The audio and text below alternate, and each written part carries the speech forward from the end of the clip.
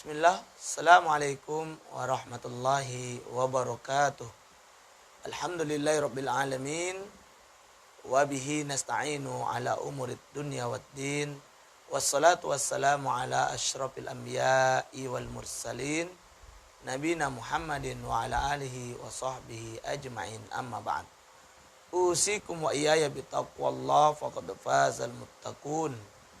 Ayyuhal ikhwah wal akhwat, a'azzani Allah wa iyyakum ajma'in. Alhamdulillah, kembali pada pagi hari ini, pada subuh ini kita bertemu dan bertatap muka melalui kajian tip Nabawi online kita untuk membahas beberapa penyakit-penyakit dan solusinya secara alami, juga bagaimana sinerginya dengan bekam. Ikhwan wal akhwat dan teman-teman semuanya, mudah-mudahan ikhwan dan akhwat serta teman-teman semuanya dalam keadaan sehat walafiat dan dalam keberkahan dari Allah Subhanahu wa taala dimanapun ikhwan dan akhwat serta teman-teman semua berada. Baik, untuk kesempatan pada pagi hari ini kita akan mengkaji tentang diabetes mellitus atau disebut juga dengan kencing manis. Penyakit diabetes mellitus ini adalah salah satu penyakit yang hari ini cukup memiliki ranking teratas ya di negeri kita ya maupun di dunia. Penyakit diabetes atau disebut DM ini ya adalah penyakit yang memang banyak menimpa ya atau mengenai para ya lelaki ataupun wanita dewasa ya di atas usia 30-an atau 40-an ya. Nah, apa sebenarnya penyakit diabetes mellitus ini? Mari kita kenal dulu dengan baik ya, untuk kemudian kita bisa memahami sifat dan karakter atau ciri dari penyakit ini. Secara definisi, ikhwanul akhwat dan teman-teman semuanya, diabetes mellitus atau DM ini ya, atau disebut juga dengan istilah penyakit kencing manis ini adalah kelainan metabolik yang ditandai dengan kadar glukosa dalam darah melebihi batas normal atau disebut hiperglikemia akibat tubuh kekurangan insulin. Hal ini disebabkan oleh yang pertama defisiensi sekresi hormon insulin, aktivitas insulin atau keduanya. Yang kedua, defisiensi transporter glukosa. Nah, kriteria DM yaitu kurang dari 100 bukan DM. Ya, 100 sampai 200 belum pasti DM, lebih dari 200 itu sudah pasti DM. Ini untuk kadar gula darahnya ya di dalam darah. Jadi ikhwanul akhwat dan teman-teman semuanya, DM ini adalah ya penyakit dikarenakan terjadinya kelainan metabolik ya ditandai dengan kadar gula yang meninggi ya, kadar gula yang melebihi batas normal yang seharusnya ada pada darah kita. Nah, hal ini disebabkan karena kurangnya insulin pada tubuh ya. Baik karena defisiensi sekresi hormon insulin atau aktivitas insulin, ataupun karena kedua-duanya, atau juga karena defisiensi transporter glukosanya ya. Adapun tadi ya angka ya gula darah ya yang masuk kriteria DM itu apabila sudah melebihi 200 ya. Lebih dari 200 maka ini sudah pasti DM. Adapun kalau ya gula darah itu baru 100 sampai 200 ini masih belum ya, belum dipastikan apakah itu sudah menjadi DM atau belum ya. Sedangkan kurang dari 100 maka ini bukan termasuk DM. Lalu apa penyebab? Kenapa penyakit DM ini bisa menimpa seseorang? Ya. Kita lihat di antara penyebabnya, ya. Umumnya kenapa orang terkena penyakit DM itu disebabkan oleh rusaknya sel-sel beta dari pulau-pulau Langerhans pada pankreas yang berfungsi menghasilkan insulin. Selain DM juga dapat terjadi karena gangguan terhadap fungsi. Ya. Selain itu maksudnya ya, DM juga dapat terjadi karena gangguan terhadap fungsi insulin dalam memasukkan glukosa ke dalam sel. Gangguan ini terjadi karena obesitas atau sebab lainnya yang belum diketahui. Ikhwan akhwat dan teman-teman semuanya, ya. Ini penyebab kenapa penyakit DM itu menyerang seseorang atau menimpa seseorang, itu dikarenakan apa? Secara umum rusaknya ya sel-sel beta daripada pulau-pulau Langerhans pada pankreas, yang dimana sel-sel beta ini berfungsi untuk menghasilkan insulin. Ya. Nah, jika insulin kurang, maka ya glukosa dalam darah ini tidak bisa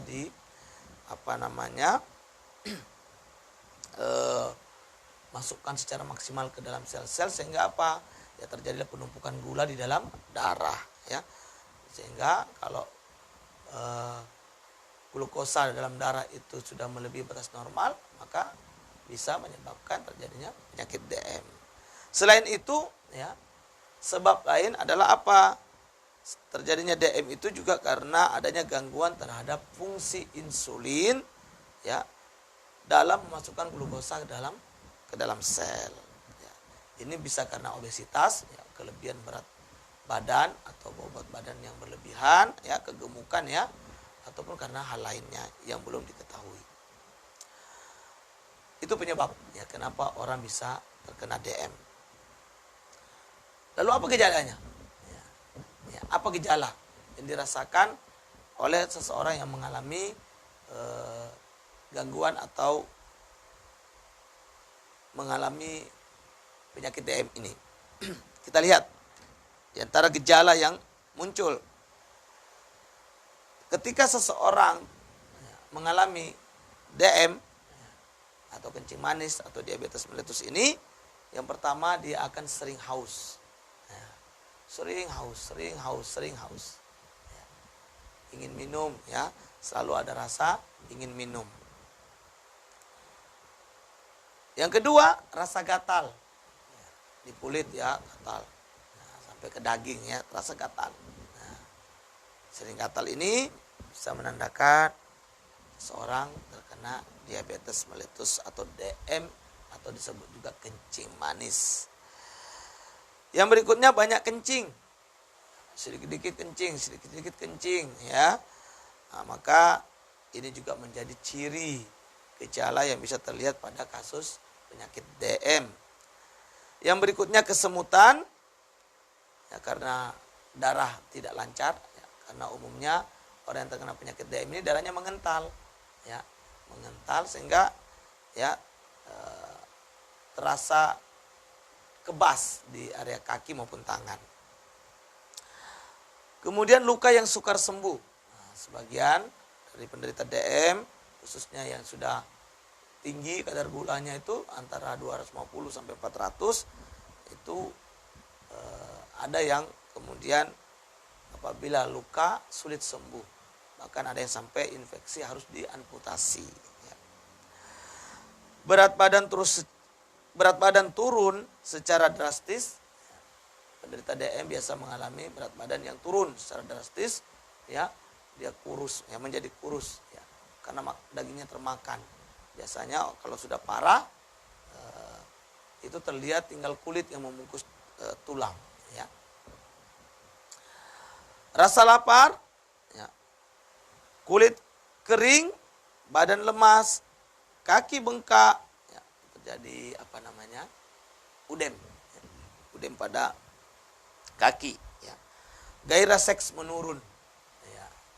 Jelas orang yang DM atau kencing manis ini biasanya gairah seksnya menurun karena memang sulit untuk ereksi ya. Kemudian pandangan berkurang dan lain-lain. Di antara efeknya juga biasa menyebabkan pandangan mata itu menjadi rabun ya. Terjadi pengurangan ketajaman dalam pandangan mata. Ini diantara beberapa gejala yang nampak jelas ketika seseorang mengalami DM ini. Adapun komplikasinya, ya, komplikasi DM yang akan terlihat dalam jangka lama termasuk penyakit kardiovaskuler, risiko ganda, ya.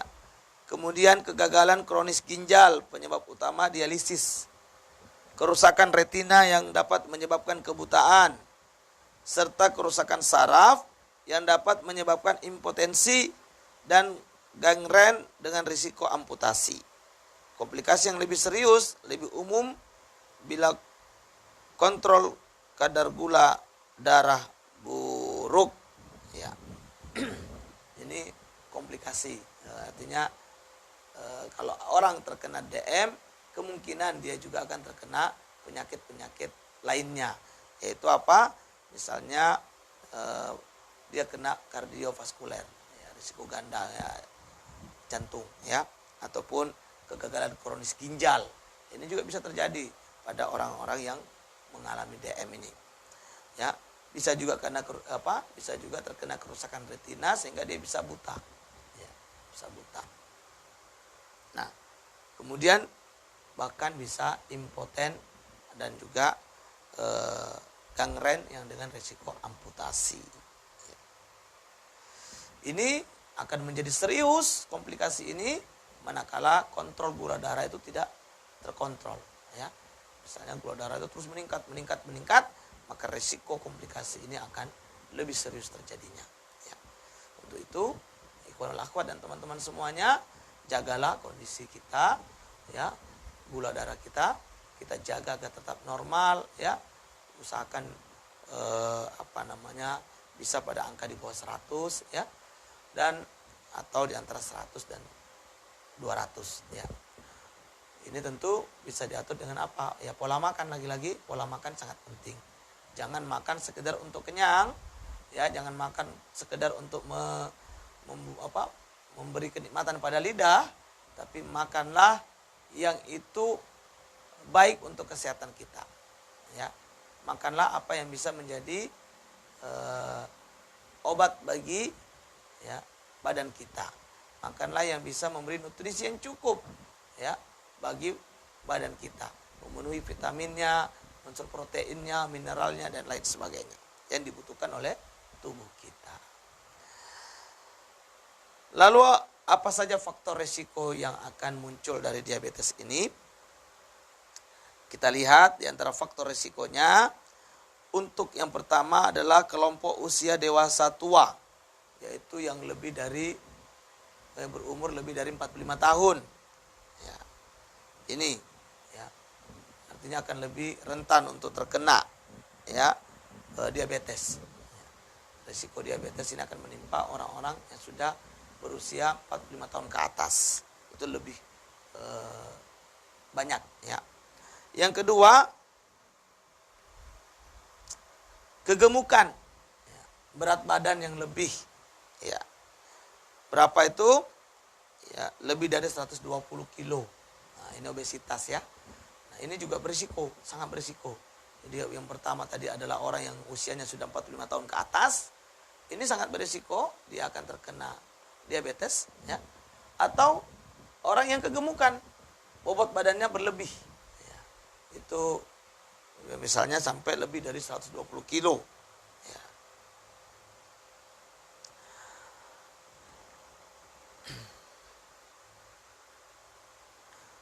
Kemudian, ya, yang kedua tekanan darah tinggi, ya, ini juga berisiko, ya, terkena diabetes, ya. Tekanan darahnya itu yaitu lebih dari 140/90 mmHg. Kalau ada tekanan darah seperti itu, maka ini berisiko, untuk terkena diabetes. Yang berikutnya yaitu yang memiliki riwayat keluarga DM.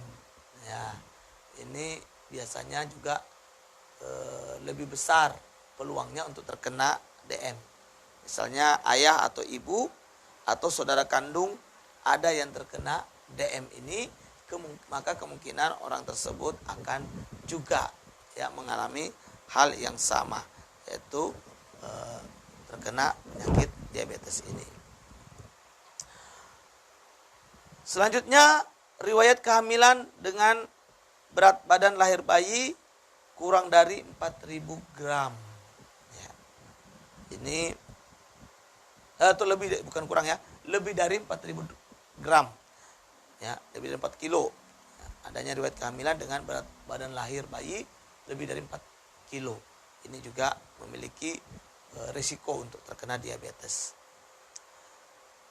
Yang lain riwayat DM pada kehamilan.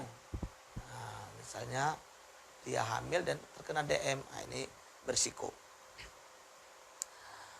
Yang berikut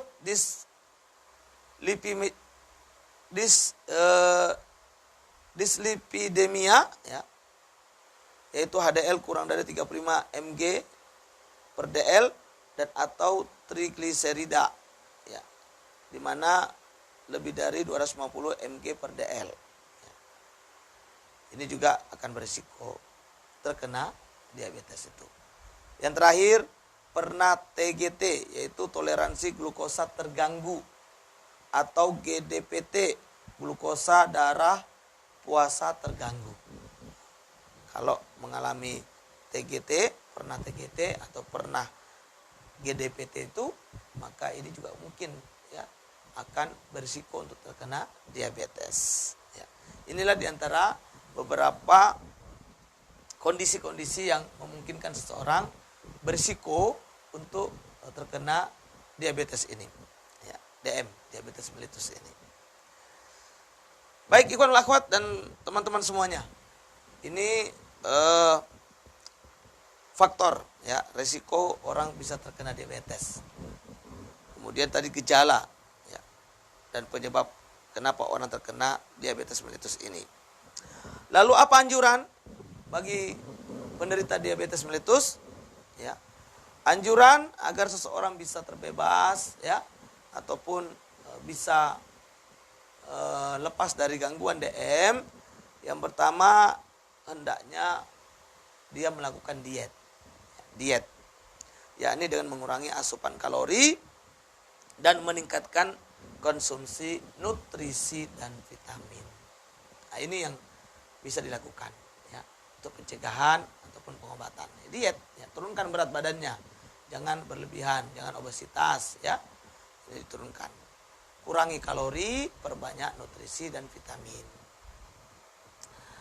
Jadi makanan itu makanlah yang banyak nutrisi, mengandung nutrisi dan mengandung banyak vitamin, jangan banyak kalorinya. Yang berikutnya yang bisa kita lakukan apa? Olahraga teratur. Ya, lagi-lagi teman-teman, ikhwan wal akhwat, ya, beri waktu ya bagi badan kita ini, fisik kita ini untuk apa? Berolahraga. Ya, antara 15 sampai dengan 30 menit setiap hari. Ya, olahraga. Ya. Ya, baik dengan pemanasan, gerakan-gerakan pemanasan, perenggangan, ya, jogging, lari-lari, ya, ataupun bersepeda dan lain sebagainya yang bisa dilakukan demi untuk memberikan hak tubuh, ya, mendapatkan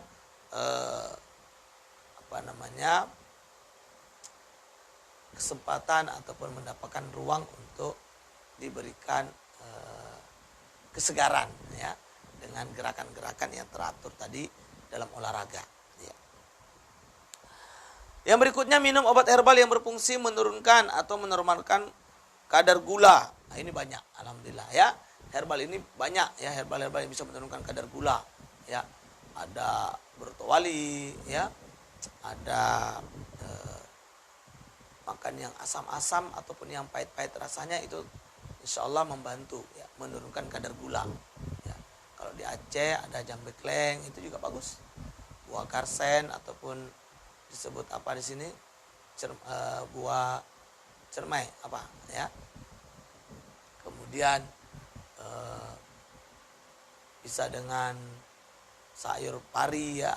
Ini bisa, intinya yang pahit-pahit dan yang asam-asam ini bisa membantu menurunkan kadar gula.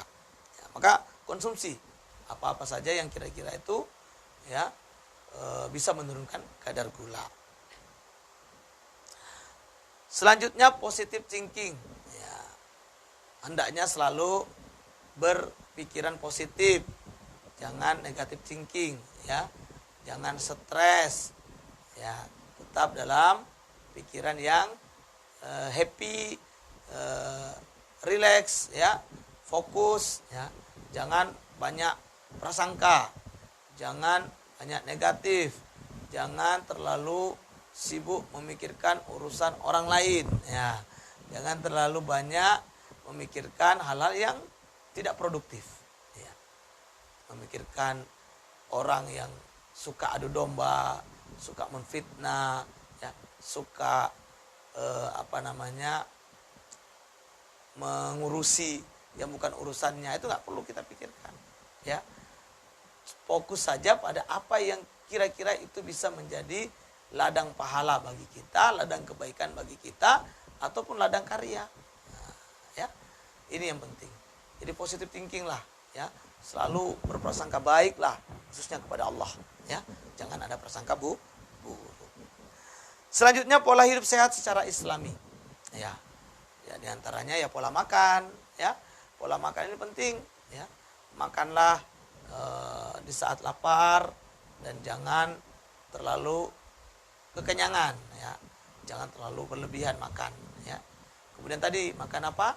Makan makanan yang banyak mengandung nutrisi dan vitamin, jangan makan yang banyak mengandung kalori, ya. Karena kebutuhan kalori kita nggak besar, dalam sehari itu antara 1.500 sampai 2.000 lah, ya. Nah, maka kita banyakkan makan nutrisi dan vitamin. Ini diantara anjuran yang bisa dilakukan ketika kita ingin terhindar dari penyakit diabetes ataupun ketika kita ingin mengobati diri dari penyakit diabetes mellitus ini. Lalu pantangannya apa? Ya, teman-teman, ikhwanul akhwat dimanapun Anda berada, untuk pantangan ketika sudah terkena penyakit diabetes mellitus, yang pertama ya hindari gula pasir, ya, hindari gula pasir, termasuk juga di dalamnya ya pemanis buatan, ini harus dihindari, tidak boleh lagi dikonsumsi, ya. Hindari juga mie, pasta, kafein, lemak dan lain-lain. Ini tentu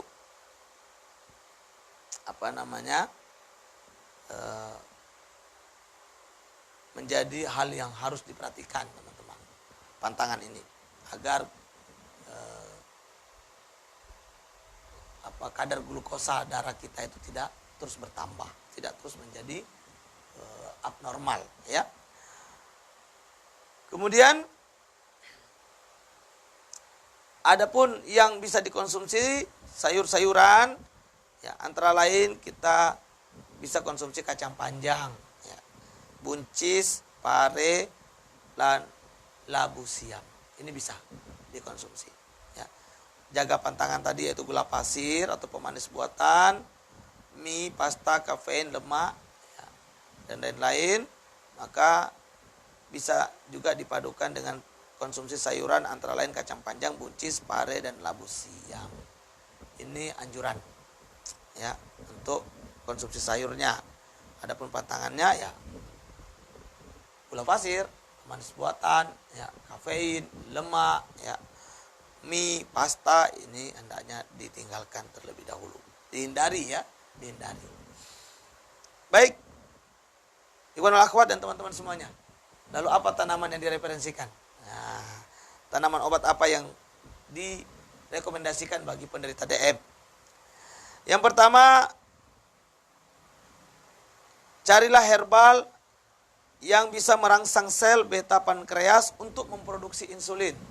Karena tadi ya, kenapa DM itu terjadi? Karena kekurangan insulin, ya, di dalam tubuh sehingga tidak bisa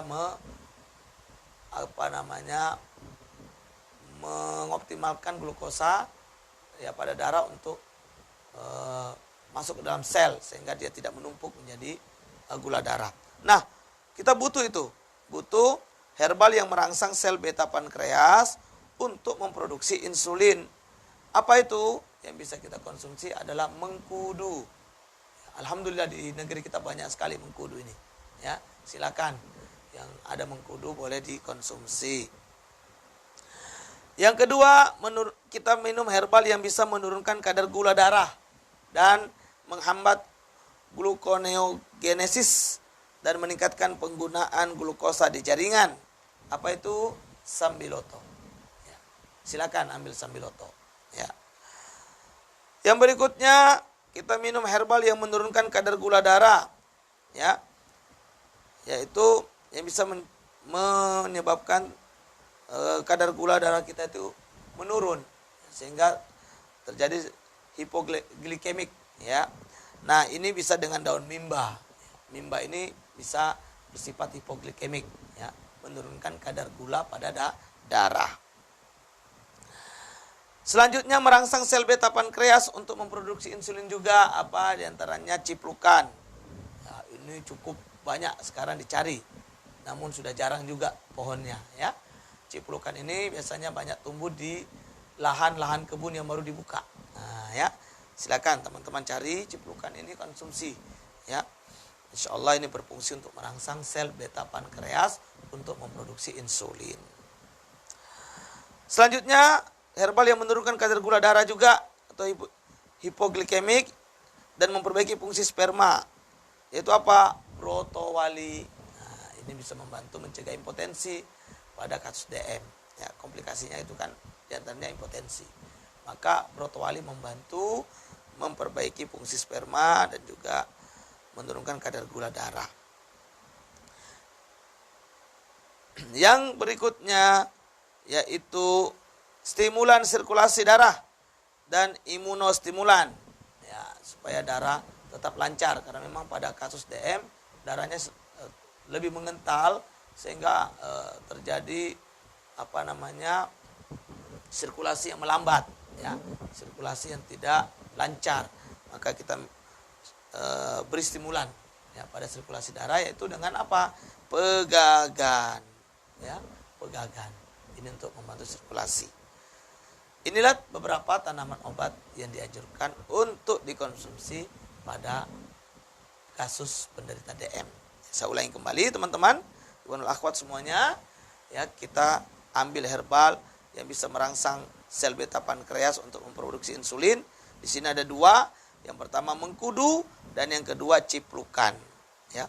Kemudian kita juga ambil herbal yang menurunkan kadar gula darah dan menghambat gluconeogenesis dan meningkatkan penggunaan glukosa di jaringan. Apa itu? Sambiloto, ya. Sambiloto ini bisa meningkatkan penggunaan glukosa pada jaringan tubuh. Selanjutnya menurunkan kadar gula darah, merangsang sel beta pankreas. Menurunkan kadar gula darah, ya. Hipoglikemik, yaitu ada dua juga herbal yang bisa kita pakai untuk menurunkan kadar gula darah, yaitu mimba dan brotowali.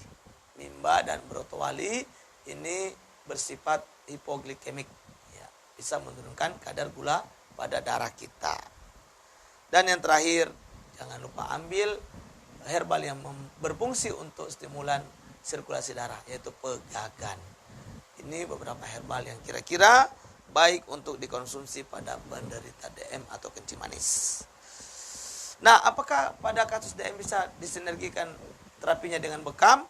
Insya Allah bisa, ya, insya Allah bisa. Kita bekam ketika penderita DM ini pertama tingkat ya, kadar gula darahnya tidak melebihi 250, ya, tidak melebihi dari 250, maka ini masih bisa dibekam, ya, masih bisa dibekam dengan bekam basah, ya, pengeluaran darah, ya, melalui pelukan ringan. Namun, ya teman-teman, Ada juga yang lebih dari 250, ya 300 atau bahkan 400 sekaligus ya. Namun ini untuk 400 jangan deh ya. Nah misalnya 300 ya. Pastikan bahwa si penderita DM ini tidak mengalami infeksi kalau terjadi luka. Ya, misalnya ada luka ya tidak lama untuk sembuh. Dia tetap normal bisa cepat sembuh, maka ini boleh. Ya, boleh dilakukan pembekaman. Dan pembekaman hanya boleh dilakukan di area punggung, ya, tidak boleh dilakukan pada area kaki dan tangan, meski dia mengalami kebas pada kaki dan tangan. Ya, tidak boleh, ya, hanya boleh di punggung. Kenapa? Karena sekali lagi orang yang mengalami diabetes meletus ataupun kencing manis ini darahnya mengental sehingga sirkulasinya agak terhambat. Ya, maka tangan dan kaki biasanya menumpuk, ya, di sana racun-racun makanan ya yang dimakan, sehingga tidak boleh dilakukan pembekaman di area tangan dan kaki karena dikhawatirkan tidak akan sembuh atau terjadi infeksi. Maka ambil titik punggung. Di antara yang bisa dilakukan untuk terapi bekamnya, pertama kita ambil titik akdain, ya, titik 2 urat leher, ya. Kemudian titik kahil, ini utama ini, ya, bisa dia tetap harus ada ini titik kahil ini, ya. Selanjutnya titik belikat, ya, titik belikat 2 kiri kanan. Lalu yang berikutnya titik sejajar dengan siku kiri kanan berjarak 3 jari dari ruas tulang belakang kiri kanan, ya. Kemudian ada titik 2 jari di atas siku, 1 jari dari ruas tulang belakang. Ini juga, ya, di sini untuk menstimulan kinerja pankreasnya, ya, agar kembali bisa memproduksi insulin. Ya. Jadi pabrik insulin itu adalah pankreas dalam tubuh kita ini yang posisinya di belakang lambung itu. Nah, itu distimulir kembali, diberi stimulus agar dia mau bekerja kembali aktif, ya, bisa aktif kembali menghasilkan insulin sehingga bisa mengatur kadar gula pada darah kita. Nah, ini semua bekamnya basah, ya, dilakukan dengan bekam basah. Saya ulangi, titiknya adalah akdain, kahil, titik belikat, kemudian titik sejajar dengan kedua siku, ya, 3 jari dari kiri kanan dari ruas tulang belakang, kemudian titik juga 2 jari di atas siku, tepat di 1 jari dari ruas tulang belakang kiri kanan. Ya. Kemudian ditambahkan dengan 2 titik kop kering di bagian depan, yaitu tepat di titik ulu hati, ya, di sini, ya. Nah, di sini 5 jari di atas pusat lah, ya. Kemudian 2 jari di bawah pusat, ya. Ini kopnya kering saja, tidak perlu ada perlukaan, ya. Hanya kop kering. Nah, ikhwanul akhwat dan teman-teman semuanya, inilah sinergi bekam pada kasus DM, ya. Namun pastikan, ya, bahwa penderita DM tidak mengalami infeksi ketika luka. Jika ada infeksi tidak boleh. Kita tidak boleh melakukan pembekaman, ya, karena ini dikhawatirkan akan sulit sembuh. Nah, maka silakan didiagnosa dengan baik sebelum melakukan pembekaman. Namun jika tidak ada infeksi, silakan, tidak ada masalah untuk dibekam, karena dengan dibekam itu insya Allah kadar gula darah pun bisa tertarik melalui proses pembekaman tadi. Mudah-mudahan bermanfaat apa yang kita kaji pada kesempatan pagi hari ini, dan jangan lupa untuk diamalkan dan juga dibagikan, disaringkan kepada teman-teman yang lain agar ini menjadi manfaat bagi siapapun yang sekarang sedang mengalami atau sedang diuji oleh Allah dengan penyakit DM kencing manis ini. Terima kasih. Saya cukupkan. Hadanallahu wa iyyakum ajmain. Subhanakallahumma bihamdik, asyhadu an la ilaha illa anta, astaghfiruka wa atubu ilaik. Barakallahu fikum. Billahi taufiq wal hidayah. Assalamualaikum warahmatullahi wabarakatuh.